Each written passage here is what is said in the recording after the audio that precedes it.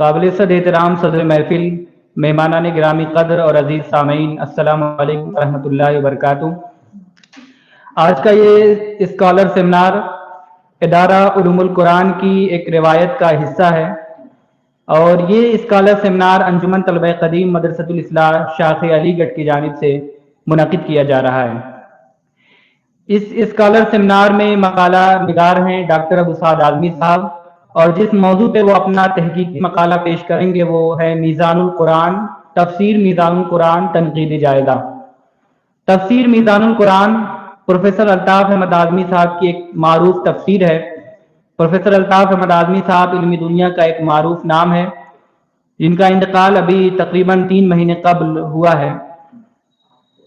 Professor Azmi صاحب اور ان کی تفسیر میزان القرآن محتاج تعارف نہیں ہے، اور میں مزید آپ حضرات کے مابین مقالہ نگار اور آپ حضرات کے مابین حائل ہونا نہیں چاہتا، اس لیے میں بڑے ہی ادب کے ساتھ ڈاکٹر ابو سعد اعظمی صاحب سے گزارش کرتا ہوں کہ وہ تشریف لے آئیں اور اپنا مقالہ پیش کریں۔ آپ کے مقالے کا عنوان ہے تفسیر میزان القرآن تنقیدی جائزہ۔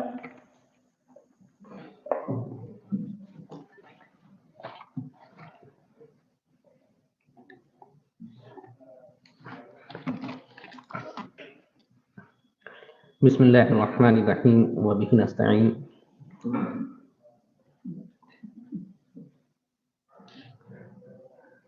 سامعین کرام، جیسا کہ اعلان کیا گیا، آج میرے مقالے کا موضوع ہے تفسیر میزان القرآن تنقیدی جائزہ۔ یہ مقالہ در حقیقت پروفیسر الطاف احمد اعظمی صاحب کی تفسیر میزان القرآن کے تعارف و تجزیے پر مشتمل ہے، اور تنقید کا حصہ اس میں بہت کم ہے۔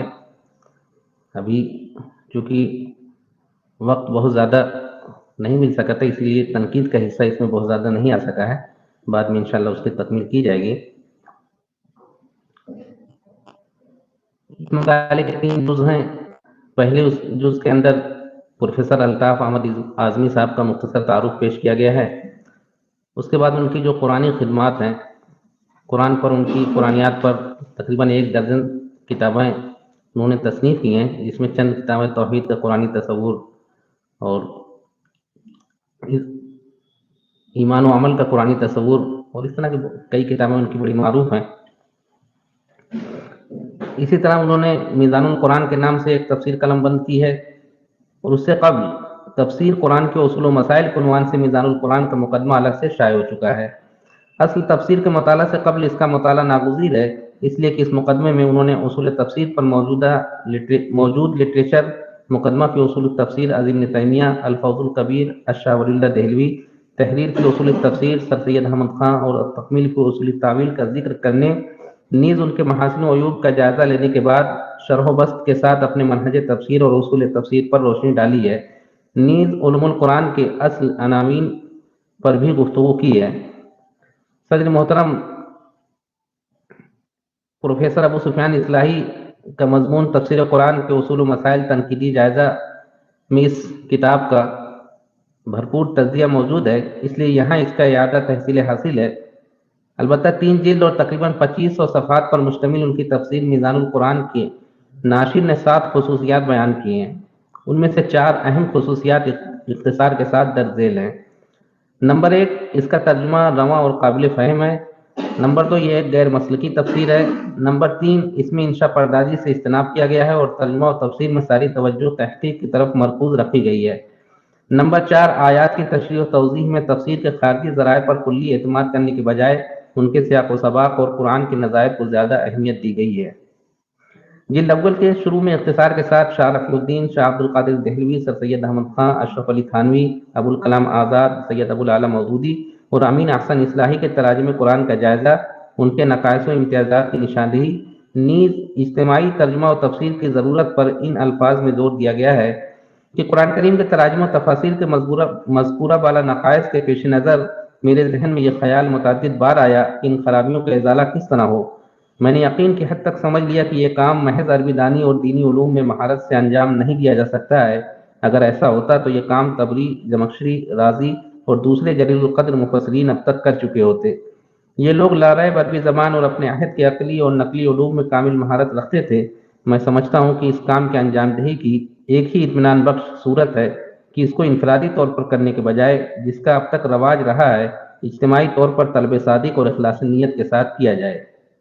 उसके बाद उन्होंने अपने तर्जमा और तफसीर की इनफरादियत पर रोशनी डालते हुए लिखा है कि मैंने किसी ऐसे मफहूम को कबूल नहीं किया है जिसको आयात का सियाक व सबाक कबूल न करता हो या वो कुरान के नज़ायर के खिलाफ हो। आगे लिखते हैं कि इस तफसीर में खुदा के लुत्फ़ करम से इन तमाम मुश्किल आयात के सही माना व मफहूम को पेश करने की कोशिश की गई है जो हुनूस तशरीह के तालिब हैं या मेरी फहम के मुताबिक उनकी गलत तौज़ीह की गई है।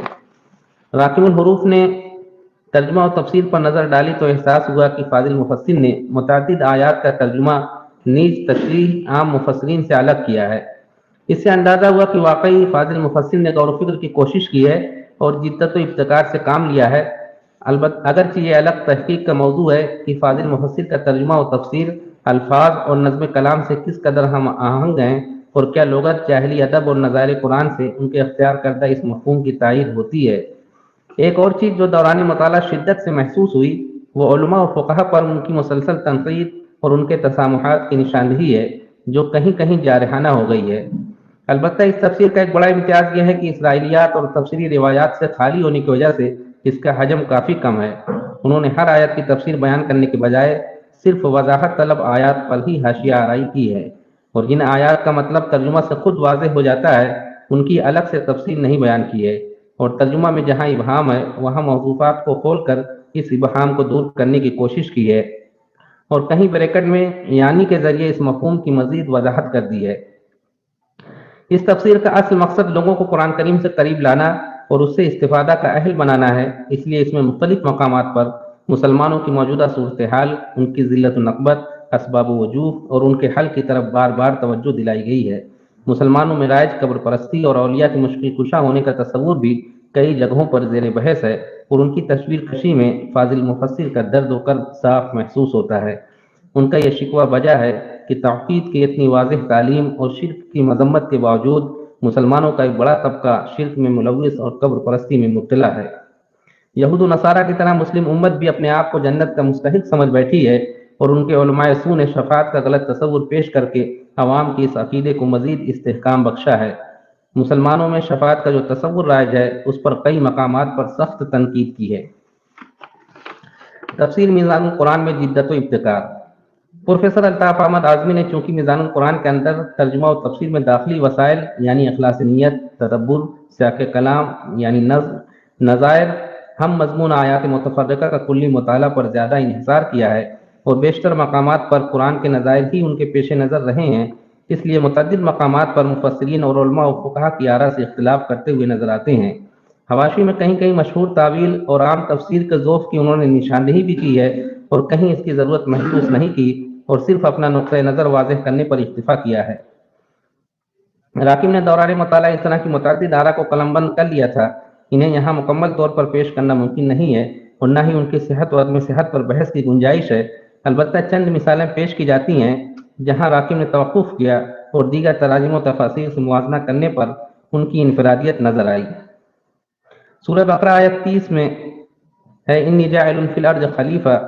यहाँ वारिद लफ्ज़ खलीफा का तर्जुमा बिलउमूम उर्दू मुफस्सिरीन ने खलीफा से किया है और उसका मफ़हूम जानशीन या नायब करार दिया है।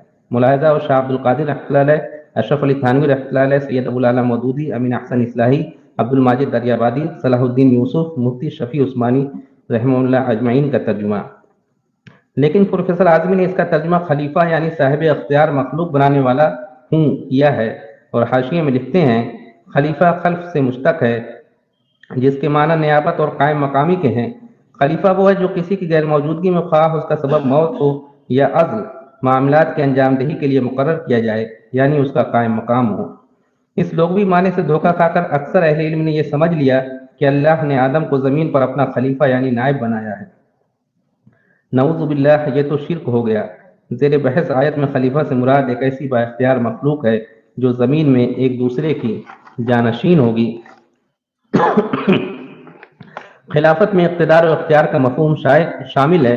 मसलन हज़रत दाऊद अलैहिस्सलाम के ज़िक्र में है सूरह साद आयत नंबर 26।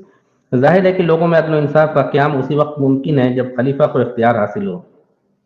इसी तरह सूरह बकरा आयत नंबर 67 में इन अल्लाह यामुरुकुम अन तज़बहू बकरतन, यहाँ वारिद लफ्ज़ बकरा का तर्जुमा प्रोफेसर अल्ताफ अहमद आज़मी ने बैल किया है। उर्दू तराजुम का जायजा लेने पर मालूम हुआ कि तमाम ही मुफस्सिरीन ने, जिनका भी पीछे तज़किरा किया गया, सभी लोगों ने इसका तर्जुमा गाय किया है। फाजिल मुफस्सिर ने तफसीर के हवाशी में मुफस्सिरीन से इख्तिलाफ की वजह पर तफसीली रोशनी डाली है और बकरा का तर्जुमा गाय के बजाय बैल करने के सबब को वाज़ेह करते हुए आगे ज़मीर के मर्जा के सिलसिले में दरपेश दुश्वारी को भी हल करने की कोशिश की है।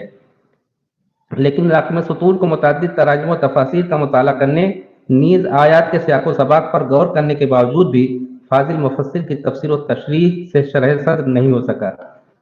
मैं मुसलसल मुख्तलिफ जो उर्दू तराजिम दस्तयाब हैं उनका जब मैंने जायज़ा लिया तो मौलाना अशरफ अली थानवी रहमतुल्लाह अलैह ने भी बकरा का तर्जुमा बैल किया है और उसे इसमें जिन्स करार दिया है। मौलाना अशरफ अली थानवी रहमतुल्लाह अलैह ने हाशिये में लिखा है कि यही कौल और यही इस्तिदलाल इकलील में इमाम अबुल मंसूर रहमतुल्लाह अलैह से भी मनकूल है और तफसीर इब्न कसीर में बिक्र की तफसीर सगीरतुन लम युल्क़िहल फ़हल के साथ 11 उलमा से नकल की है, जिससे मालूम होता है कि इन उलमा की राय में वो गाय थी। उसके बाद आगे अशरफ अली थानवी रहमतुल्लाह अलैह लिखते हैं कि मुमकिन है कि कसरत कायलीन से रिवायतन इसी कौल को तरजीह दी जावे और कुव्वत दलील से दिरायतन पहले कौल यानी बैल को अकरब समझा जावे। इसी तरह से सूरह बकरा आयत नंबर 184 जो कुरान करीम की मुश्किल तरीन आयत में से है, व अलल्लज़ीना युतीकूनहु फ़िद्यतु तआम मिस्कीन, इसकी तफसीर व तावील में मुफस्सिरीन को ज़बरदस्त इश्काल पेश आया है और मुफस्सिरीन ने इसका एक से ज़ायद मफ़हूम बयान किया है। इस सिलसिले में उर्दू जो दीगर तराजिम थे उन्होंने इसका जो तर्जुमा किया वो मैंने पेश किया है। फाजिल मुफस्सिर ने यहाँ भी महज़ूब को खोलने और आयत का हकीकी मफ़हूम बयान करने की कोशिश की है, उनका तर्जुमा मुलाहिज़ा हो। और जो लोग खाना खिलाने की कुदरत रखते हों ब्रैकेट में और उज़्र रफ़ा होने के बावजूद रोज़े ना रखना चाहें, वो हर रोज़े के बदले एक गरीब को खाना खिलाएं। फिर जो शख्स अपनी खुशी से मज़ीद खैरात करे तो वो उसके हक़ में बेहतर है। अलबत्ता ब्रैकेट में फिदिया देने के बजाय कज़ा शुदा रोज़ा रखो, ये तुम्हारे लिए ज़्यादा अच्छा है अगर तुम रोज़े की गर्द गायत से वाकिफ़ हो। आयत की तशरीह में वो लिखते हैं, इस आयत के हकीकी मफ़हूम को समझने में बहुत से उलमा और मुफस्सिरीन ने गलती की है। राकिब ने इस सिलसिले में तफसीली गुफ्तगू अपनी किताब इस्लामी इबादात में की है, क़ारीन इसको मुलाहज़ा फरमाएं। यहाँ मुख्तसरन अर्ज़ है कि माह सियाम में हर मुसलमान पर जो आकिल व बालिग और सेहतमंद हो रोज़ा रखना वाजिब है, लेकिन मरीज़ और मुसाफिर को अल्लाह ने ये रुख्सत दी है कि वो रोज़ा न रखे और उज़्र रफ़ा होने के बाद उनकी कज़ा करे। शरीयत ने एक दूसरी रुख्सत दी कि अगर कोई शख्स उज़्र रफ़ा होने के बावजूद रोज़े न रखना चाहे तो वो कज़ा शुदा रोज़ों के एवज में हर दिन एक गरीब को खाना खिला दे और अगर मुमकिन हो तो कुछ मज़ीद खैरात करे। लेकिन इसके साथ ही ये ताकीद भी कर दी गई कि कज़ा शुदा रोज़े रख लेना ज़्यादा बेहतर है, क्योंकि रोज़े के जो मकासिद हैं वो इस रुख्सत पर अमल से हासिल नहीं होंगे। इस रुख्सत का इतलाक़ मरीज़ और मुसाफिर के अलावा हामिला और मुर्दिया यानी दूध पिलाने वाली औरत पर भी होगा। ये रुख्सत अब भी बाकी है और मनसूख नहीं हुई है, जबकि दीगर उलमा इस आयत को मनसूख करार देते हैं। इसी तरह से सूरह बकरा आयत 232 की तशरीह में प्रोफेसर आज़मी ने बिल्कुल नई तहकीक पेश की है। इस पर मज़ीद बहस व तहकीक और मुहाकमा की ज़रूरत है। इसके अलावा भी मुतअद्दिद आयात हैं जिनमें मौलाना प्रोफेसर अल्ताफ अहमद आज़मी की राय बिल्कुल अलग है। खासतौर से सूरह निसा आयत 3 में एक से ज़ायद शादी की मुतलक इजाज़त दी गई है, उनके सिलसिले में भी उनका नुक्ता नज़र बिल्कुल मुख्तलिफ है और वो लिखते हैं कि अगर बहुत शदीद ज़रूरत लाहिक हो तो इसकी इजाज़त दी जा सकती है। मसलन किसी की बीवी बाज हो या दाइमुल मरीज़ हो तो वो दूसरी शादी कर सकता है। इसी तरह जंग की सूरत में इस्लामी रियासत की तरफ से रियायत दी जा सकती है। बहरहाल ये सब इस्तिस्नाई सूरतें हैं, मौजूदा हालात में एक से ज़्यादा शादी की इजाज़त नहीं दी जानी चाहिए।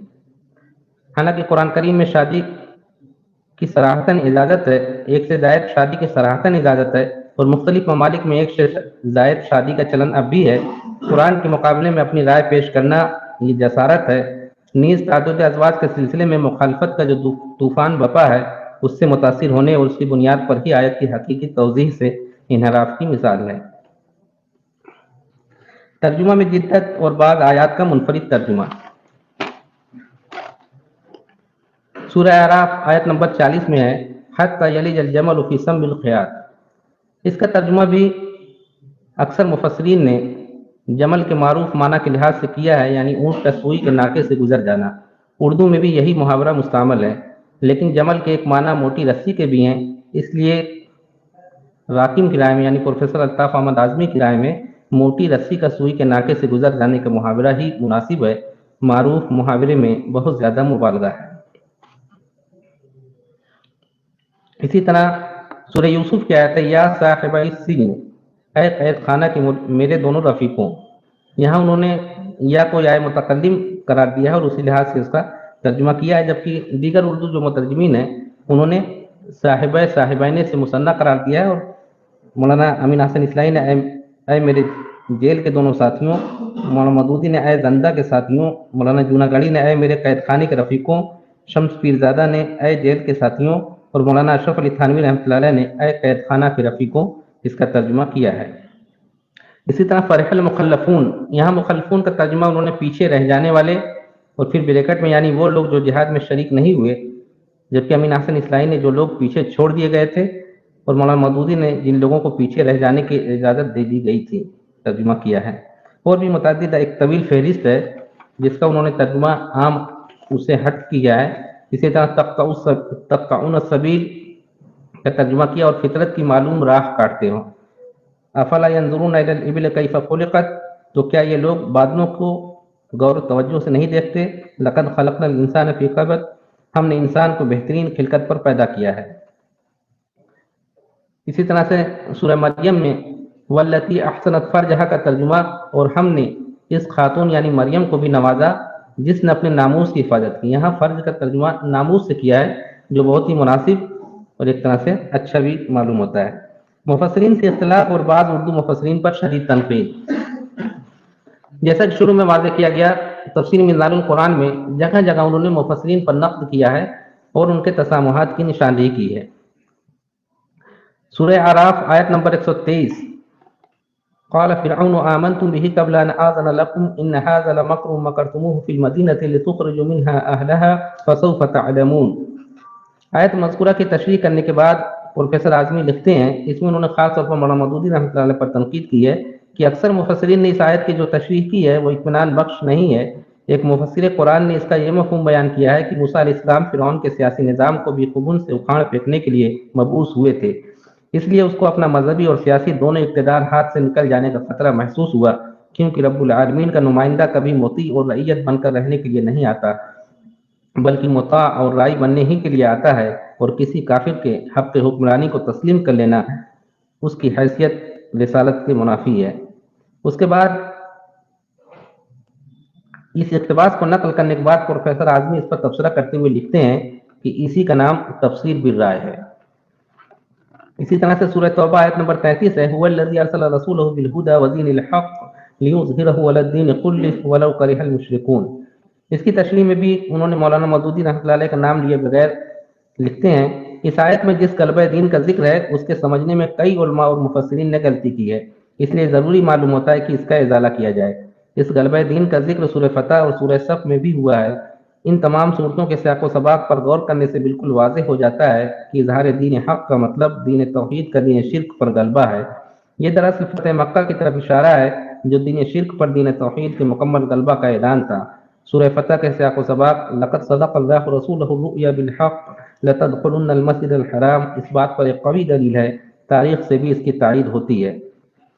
اسی طرح سورہ یوسف وخروا لہ سجدا کی تشریح میں علماء و مفسرین پر نقد کرنے کے بعد مولانا مودودی پر نقد کرتے ہوئے لکھتے ہیں، بعض مفسرین نے بدعتی علماء کے تصور سجدہ کی تردید میں آیت کے مفہوم ہی کو بدل دیا. مثلا صاحب تفہیم القرآن نے اس کا ترجمہ کیا ہے اور سب اس کے آگے بے اختیار سجدے میں جھک گئے، اور پھر انہوں نے ایک طویل بحث کر کے یہ ثابت کرنا چاہا ہے کہ اس سجدے کا مطلب زمین پر گرنا نہیں بلکہ اس کے معنی احتراماً سر کو تھوڑا سا آگے کی طرف بڑھا کر جھکا لینے کے ہیں. اس کو انگریزی میں بو ڈاؤن کہتے ہیں. افسوس کی سجدہ کے مفہوم کی وضاحت میں صاحب تفہیم آیت کے لفظ خرو کو نظر انداز کر گئے جس کے معنی زمین پر گر پڑنے کے ہیں. قرآن میں ایک مقام پر ہے وخر موسیٰ صعقا، خود صاحب تفہیم القرآن نے بھی اس کا ترجمہ کیا ہے اور موسیٰ گش کھا کر گر پڑا. اس طرح کی اور بھی متعدد مثالیں میں نے نقل کی ہیں جس میں انہوں نے مولانا امین احسن اصلاحی رحمۃ اللہ علیہ، مولانا ابوالکلام آزاد رحمۃ اللہ علیہ اور سر سید پر نقد کیا ہے۔ اس کے بعد ایک عنوان میں نے قائم کیا ہے کہ بعض آیات کی دل نشین تشریح۔ ظاہر سی بات ہے تفسیر کے اندر بہت ساری ایسی آیات ہیں جن کی انہوں نے بڑی ہی اچھوتی اور عمدہ تفسیر اور تشریح بیان کی ہے، جس میں وللرجال علیہن درجہ کی بھی انہوں نے بڑی اچھی تشریح کی ہے۔ اسی طرح سے سورہ اعراف آیت نمبر 82 وما كان جواب قومه الا ان قالوا اخرجوهم من قريتكم انهم اناس يتطهرون۔ اس آیت کی تشریح میں مغربی تہذیب کے گھناؤنے چہرہ کو پیش کرتے ہوئے لکھتے ہیں قرآن کا بیان ہے کہ قوم لوط سے پہلے کوئی اور قوم اس غیر فطری جنسی عمل کی مرتکب نہیں ہوئی تھی، سورہ عنکبوت آیت نمبر 28۔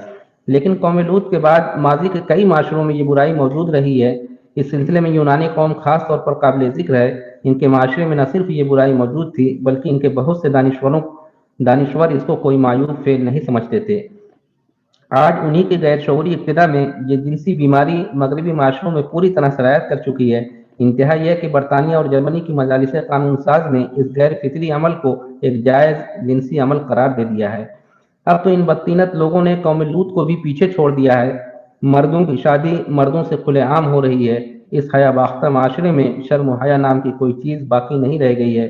اس سے بھی زیادہ افسوسناک بات یہ ہے کہ اس برائی میں ان کا مذہبی طبقہ بھی ملوث ہے۔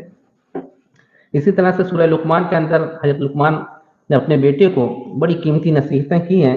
وہاں بھی پروفیسر الطاف احمد اعظمی نے توحید اور اخلاق حسنہ کے تعلق کو بڑے سلیقے سے بیان کیا ہے۔ وہ لکھتے ہیں اگر کوئی شخص نماز پڑھتا ہے تو اس کے معنی یہ ہے کہ وہ اللہ کی یکتائی اور اس کی وحدانیت پر یقین رکھتا ہے۔ حقیقت یہ ہے کہ ایک نمازی کا دامن کبھی شرک کی نجاست سے آلودہ نہیں ہو سکتا ہے، لیکن یہ کردار ایک سچے نمازی کا ہے۔ نماز کی طرح اخلاق حسنہ کا بھی توحید سے گہرا تعلق ہے۔ یہ ممکن ہی نہیں کہ ایک موحد انسان اخلاق رذیلہ میں مبتلا ہو۔ وہ صابر اور مستقل مزاج ہوگا، اس کے کسی قول و فعل سے عزلت پسندی اور بے صبری کا اظہار نہ ہوگا۔ وہ متواضع اور خاکسار ہوگا، اس کی رفتار و گفتار میں فخر و غرور کا ادنا شائبہ بھی نہ ملے گا۔ اخلاق حسنہ اور توحید کے اس تعلق کا ذکر قرآن مجید کی کئی صورتوں میں ہوا ہے۔ تفسیر کے لیے دیکھیے سورہ انعام آیت نمبر 151 تا 153 اور سورہ بنی اسرائیل آیت 22 تا 38۔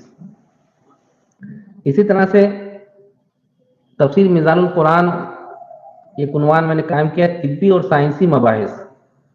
پروفیسر الطاف احمد اعظمی کی تفسیر کی ایک اہم خصوصیت یہ ہے کہ اس میں سائنسی حقائق اور طبی مباحث کی خوبصورت تشریح پیش کی گئی ہے۔ قرآن کریم اور سائنس کے حوالے سے عربی زبان میں قابل قدر مواد موجود ہے۔ قرآن کریم کے بیان کردہ متعدد ایسے حقائق ہیں جن کی موجودہ سائنس سے بھی تائید ہوتی ہے یا ابھی سائنس کی وہاں تک رسائی ہی نہیں ہو سکی ہے۔ ذیل میں چند مثالیں پیش کی جاتی ہیں جن سے پروفیسر اعظمی کی اس میدان میں انفرادیت نظر آتی ہے۔ سورہ نساء کی پہلی آیت میں ہے وَخَلَقَ مِنْهَا زَوْجَهَا، اور اس نے اس سے اس کے جوڑے کو پیدا کیا۔ سورہ نساء کی مذکورہ آیت کی تشریح میں پروفیسر الطاف احمد اعظمی لکھتے ہیں اکثر مفسرین نے اس کا روایتی مفہوم بیان کیا ہے کہ اللہ نے مٹی سے آدم کا پتلا یعنی ہیولہ بنایا اور پھر اس میں پھونک مار کر اس کو زندہ کر دیا اور وہ ایک چلتا پھرتا انسان بن گیا، اور پھر آدم کی پسلی سے اس کا جوڑا یعنی حوا کو پیدا کیا۔ انسان کی تخلیق کی یہ بالکل طفلانہ توجیہ ہے اور یہودیوں کی مذہبی کتاب تالمود سے ماخوذ ہے۔ راکیم کے نزدیک یہ آیت قرآن کے کلام الہی ہونے کی ایک بڑی دلیل ہے۔ اس عہد میں یہ کہنا کہ انسان کی تخلیق ایک جاندار سے ہوئی اور اسی سے اس کا جوڑا بنایا گیا حد درجہ حیرت انگیز ہے۔ تخلیقی حیات کی اس تشریح کو سامنے رکھیں اور پھر قرآن کی درجیل دو آیتوں کو دیکھیں جن میں تخلیق کے مختلف ادوار کا واضح لفظوں میں ذکر ہوا ہے۔ وَقَدْ خَلَقَكُمْ أَطْوَارًا، تخلیق کے یہ مختلف مراحل کیا تھے اس کو اگر آپ دیکھنا چاہیں تو تخلیق جنین فوئٹل ڈیولپمنٹ کو دیکھ لیں۔ اس میں آپ کو وہ حیوانی مرحلہ بھی نظر آئے گا جو دراصل بطونی مرحلہ ہے، یعنی بچے کی ایک حیت جس میں دم ٹیل واضح طور پر موجود ہے۔ دوسری آیت ہے ثم انشأناه خلقا آخر فتبارک اللہ احسن الخالقین، ایک بالکل دوسری مخلوق سے مراد انسان ہے جو تخلیق کے ایک خاص مقام پر پہنچ کر وجود میں آیا لیکن سابقہ تمام مظاہر خلقت سے بالکل الگ ایک وجود۔ اس وضاحت سے معلوم ہوا کہ انسان کی تخلیق کے متعلق ڈاروین نے جو نقطہ نظر پیش کیا ہے وہ کلی طور پر صحیح نہیں ہے۔ انسان بلا شبہ دوران تخلیق ایک جس سے گزر کر وجود میں آیا ہے، لیکن اس جس کی حقیقت کیا ہے اس کے ادراک سے انسان آج بھی قاصر ہے، اس کا صحیح علم بس اللہ ہی کو ہے۔ اسی طرح سورہ اعراف آیت نمبر 54 میں آیا ہے یغشی اللیل النہار یطلبہ حثیثا وہ رات کو دن پر ڈھانپتا ہے جو اس کی طلب میں سرگرم رہتی ہے، یعنی اس کے پیچھے دوڑی چلی آتی ہے۔ اس کی تشریح میں پروفیسر اعظمی کا یہ اقتباس ملاحظہ ہو: یطلبہ حسیسہ کے فقرے سے سرسری طور پر نہ گزر جائیں، یہ ایک معجزاتی فقرہ ہے۔ یغشی اللیل النہار کا جملہ اظہار مدعا کے لیے کافی تھا، لیکن اضافی فقرہ ایک اہم کائناتی حقیقت کی خبر دیتا ہے۔ اگر کوئی شخص زمین کے حدود سے نکل کر خلا میں پہنچ جائے تو اس کو زمین کے اوپر دن کے پیچھے رات کے دوڑنے کا وہی منظر نظر آئے گا جس کا ذکر اس آیت میں ہوا ہے، اور اس کے برعکس بھی کئی خلا نوردوں نے اس دلچسپ منظر کا مشاہدہ کیا ہے۔ بلا شبہ یہ آیت اس بات کا ایک بڑا ثبوت ہے کہ قرآن خدا کی کتاب ہے۔ اسی طرح سے تخلیق انسانی کے جو مراحل قرآن کریم میں بیان کیے گئے ہیں اس کو بھی بہت ہی خوبصورتی اور بہت ہی تفصیل سے پروفیسر الطاف محمد اعظمی نے اپنی تفسیر میں پیش کیا ہے۔ صرف ایک مثال اور پیش کرتا ہوں: انا خلقنا الانسان من نطفۃ امشاج۔ اس کی تشریح میں لکھتے ہیں اس آیت سے بالکل واضح ہے کہ انسان کی تخلیق مخلوط نطفہ سے ہوتی ہے۔ یہ تخلیقی حقیقت 17ویں صدی سے پہلے تک اہل علم سے مخفی رہی اور یہی سمجھا جاتا رہا کہ جنین کی تخلیق میں صرف مرد کا نطفہ شریک ہوتا ہے، لیکن جدید طبی تحقیقات نے قرآن کے مذکورہ بیان کی تصدیق کی اور بتایا کہ جنین کی تخلیق میں مرد اور عورت دونوں کا مادہ منویہ شریک ہوتا ہے۔ اسی اختلاط کو آیت میں نطفہ امشاج سے تعبیر کیا گیا ہے۔ فقہی مباحث، فقہا کا رموز اور ان کے رویے پر اظہار و افسوس۔ میزان القرآن میں بہت سے مقامات پر فقہی معاملات میں قرآن کریم کی صاف اور صریح تعلیمات کو پیش کیا گیا ہے اور اس ضمن میں علماء و فقہا پر تنقید بھی کی گئی ہے۔ ذیل میں کچھ مثالیں پیش کی جاتی ہیں جن سے پروفیسر اعظمی کا انداز فکر واضح ہوگا۔ میں صرف 2 مثالیں اس میں سے پیش کرتا ہوں۔ پہلی چیز انہوں نے سورہ سبا کے حوالے سے لکھا ہے کہ اس میں حضرت سلیمان علیہ السلام کے تماثیل بنانے کا ذکر ہوا ہے۔ تماثیل یعنی مجسمے۔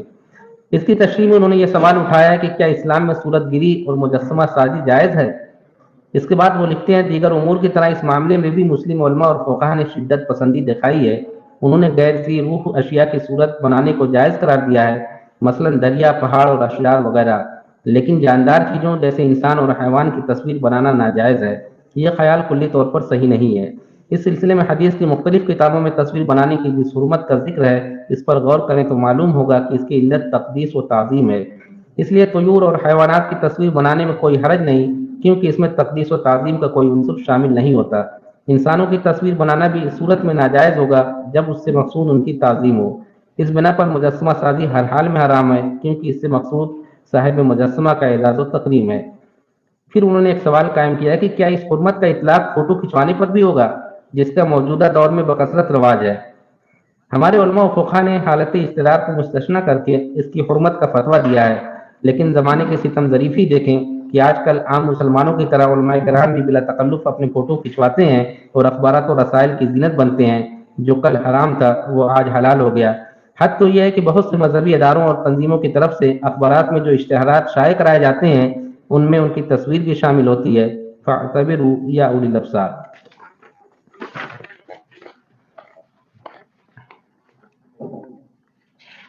اس کے بعد سورہ نساء کی آیت ہے الم تر الی الذین یزعمون انہم آمنوا بما انزل الیک وما انزل من قبلک یریدون ان یتحاکموا الی الطاغوت وقد امروا ان یکفروا بہ۔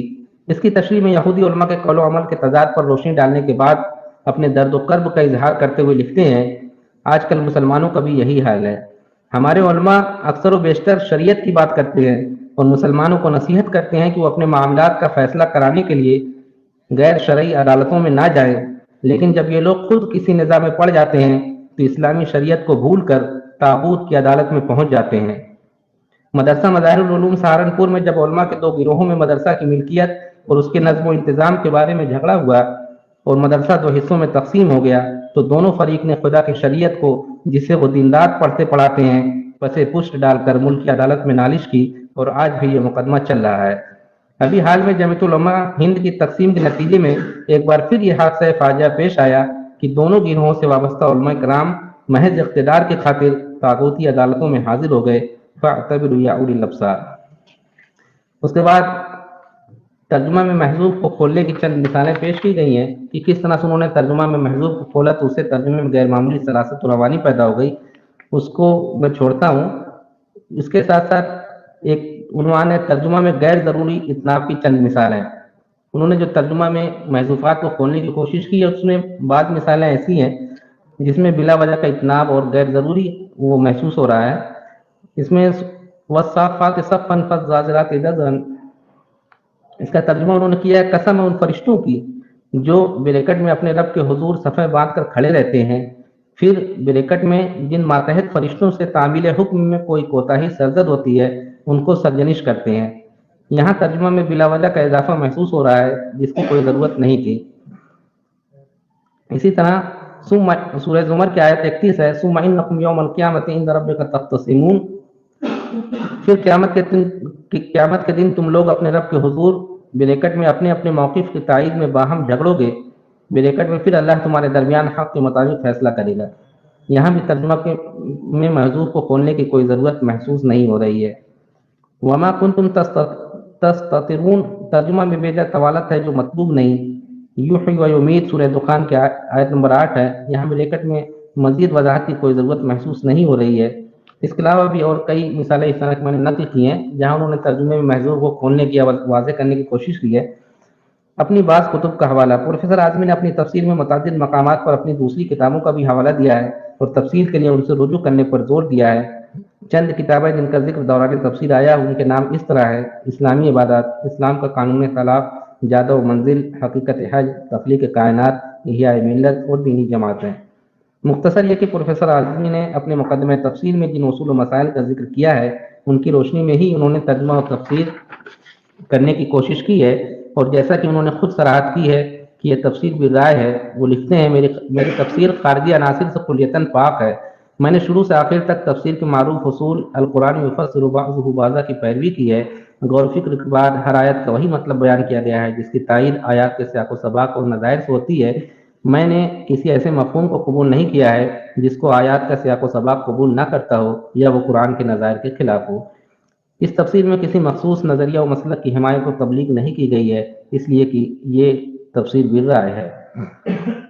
فاضل مفسر نے مقدمہ تفسیر میں ایک سوال کیا کہ قرآن کے واضح اور قطعی الدلالہ ہونے کے باوجود اس کی تفہیم و تفسیر میں علماء اور مفسرین کے درمیان اختلاف کیوں ہوا، اور پھر شرح و بسط سے اس کا جواب دینے کی کوشش کی ہے اور اس ضمن میں مختلف مثالیں بھی نقل کی ہیں۔ آخر میں وہ لکھتے ہیں، اختلاف کا ایک اور اہم سبب علماء اور مفسرین کی سہل انگاری ہے۔ انہوں نے آیات میں غور و تدبر کا حق ادا نہیں کیا ہے، محض سرسری نظر ڈال کر جو کچھ سمجھ میں آ گیا وہ لکھ دیا ہے۔ جن مفسرین نے تھوڑا بہت غور کیا ہے انہوں نے سیاق آیت اور نظائر پر زیادہ توجہ نہیں دی ہے۔ اس غفلت و بے توجہی کا نتیجہ یہ نکلا کہ وہ کوشش کے باوجود متعدد آیات کے صحیح مفہوم کو نہیں سمجھ سکے۔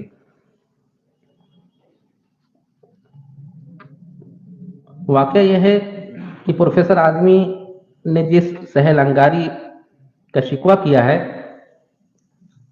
ان کی تفسیر کو پڑھتے ہوئے خاص طور سے تیسرا جز اس کا جو ہے ایسا محسوس ہوتا ہے کہ ترجمہ و تفسیر میں اسی سہل انگاری کا شکار وہ بھی ہو گئے ہیں اور آیات میں غور و تدبر کا حق ادا نہیں کر سکے ہیں۔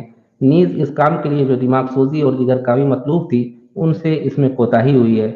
سورہ فاتحہ کی تحقیق نیز جلد اول کی ابتدائی صورتوں میں انہوں نے جو دیگر کاوی کی تھی، جلد سوم میں اس کا واضح طور پر فقدان نظر آتا ہے۔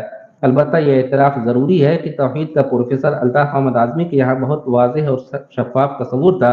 مسلمانوں کی موجودہ صورتحال اور ان کی ذبوحالی و بے عملی پر ان کا دل خون کے آنسو روتا تھا، اور اس کا ذمہ دار علماء کا مسلکی جمود، ان کی غلط تشریحات، بیجا تعویل اور علماء یہود سے مشابہت کو قرار دیتے تھے۔ انہوں نے اپنی تفسیر میں اس پہلو سے جو گفتگو کی ہے وہ قابل مطالعہ ہے، اختصار اور جامعیت کے لحاظ سے بھی یہ خوب ہے۔ البتہ علماء و فقہا اور صوفیہ پر طنز کہیں کہیں جارحانہ ہو گیا ہے جو معروضیت کے خلاف ہے۔